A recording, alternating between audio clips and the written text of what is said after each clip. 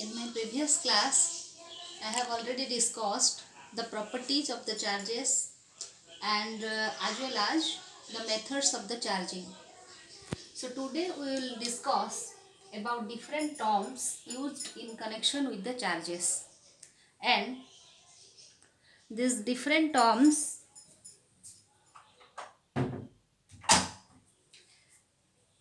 are just, first we have to discuss a point charge. As we know, a point, what is a point? A point has negligible dimension. Like a point charge is a charge whose effect is negligible as compared to other. Suppose we take two charges. Suppose one charge Q1 is here and we just take at a certain separation distance R another charge Q2. Comparative to Q1, the effect of Q2 is neglected. Then Q2 is known as a point charge. Next, we have to discuss about permittivity, which is just characteristics property of a medium. Suppose two charges are there, Q1 and Q2, and in between them there is a medium. Permittivity shows the permission or gives the permission of the effect of the charges through this medium, and especially this permittivity varies from medium to medium, and absolute permittivity, which is especially we can say the permittivity of the air is given as 8.85 into 10 to the power minus 12 Coulomb square Newton inverse meter minus 2, and relative permittivity, which is the ratio between the permittivity of the medium to permittivity of the free space. Since this is just the ratio between permittivity in a medium to permittivity in the free space, so it has no dimension as well as no unit. And this relative permittivity is equal to the dielectric constant of a medium. The value of this relative permittivity for air is 1. So this is all about the different terms. Then comes to one basic famous law of electrostatics, that is known as Coulombs law. Coulombs law specially gives us the magnitude of the force acting between two charges when the two charges are just separated at a distance. Let Q1 and Q2, two charges are separated by a distance r. The statement of the law is the force of attraction or repulsion between two charges is directly proportional to the product of the charges and inversely proportional to the square of the separation distance between them. Mathematically, F proportional to the product of the charges, that means Q1 into Q2, and proportional to 1 by r square. So we can write F proportional to Q1 Q2 by r square, that implied F equal to some constant beta Q1 Q2 by r square. And this value of beta varies in system of the units.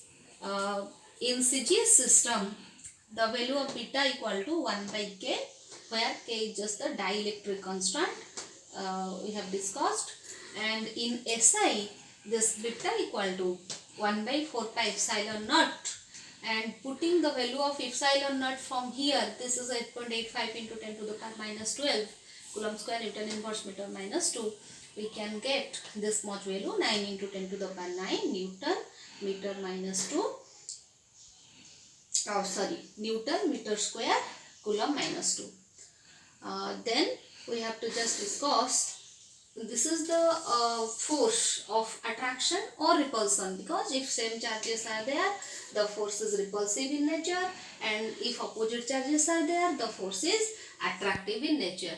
We have to discuss this Coulombs law in vector format.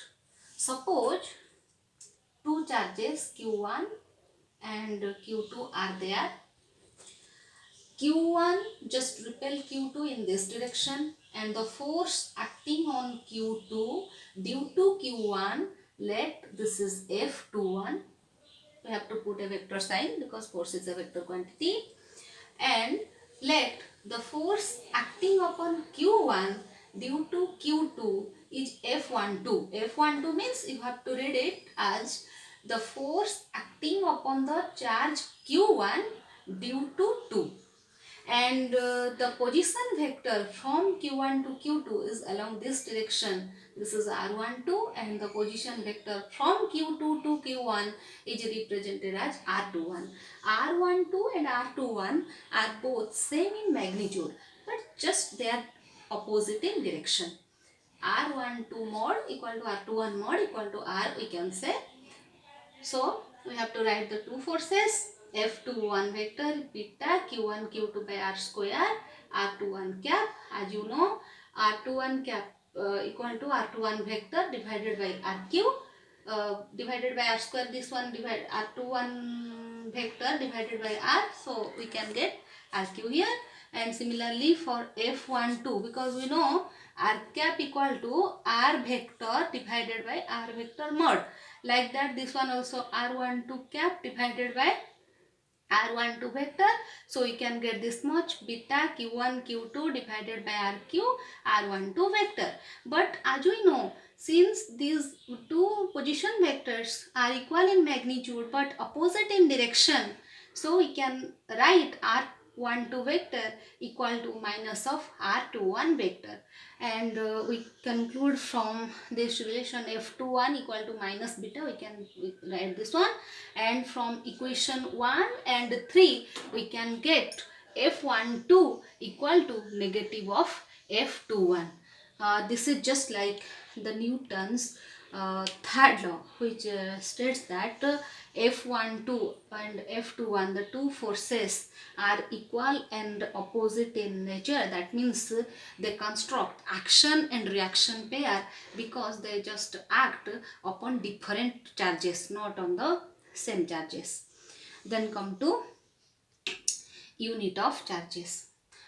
In CGS system, there is the unit is divided just like in ESU and EMU. That means electrostatic unit, that is start coulomb, and electromagnetic unit, that is arc coulomb. And the relation is just like that: 1 coulomb equal to 3 into 10 to the power 9 start coulomb.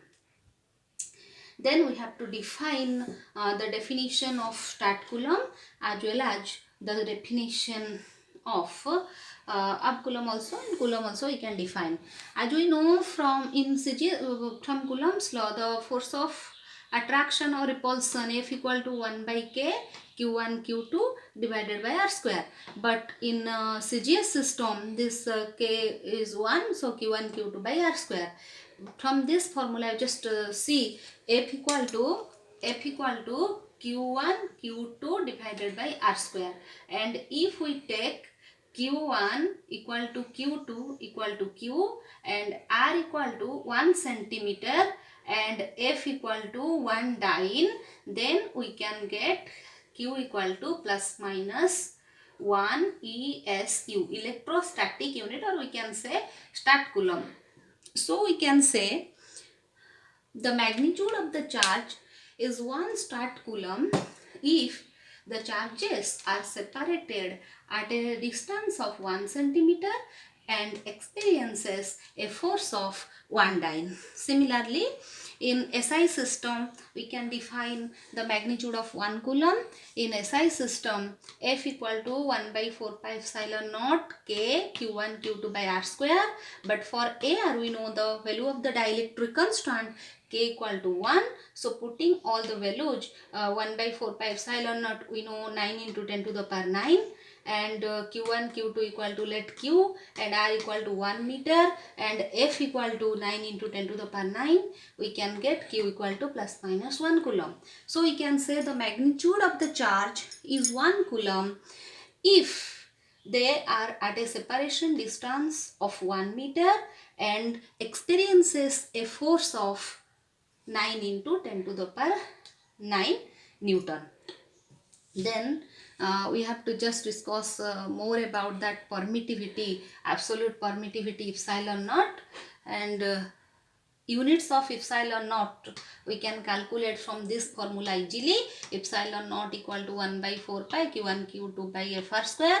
So q1 q2 means coulomb into coulomb, coulomb square, Newton inverse, meter minus 2. We can also easily calculate the dimensional formula for epsilon naught, that is it is square. This one we can get m minus 1 l minus 3 t fourth a2.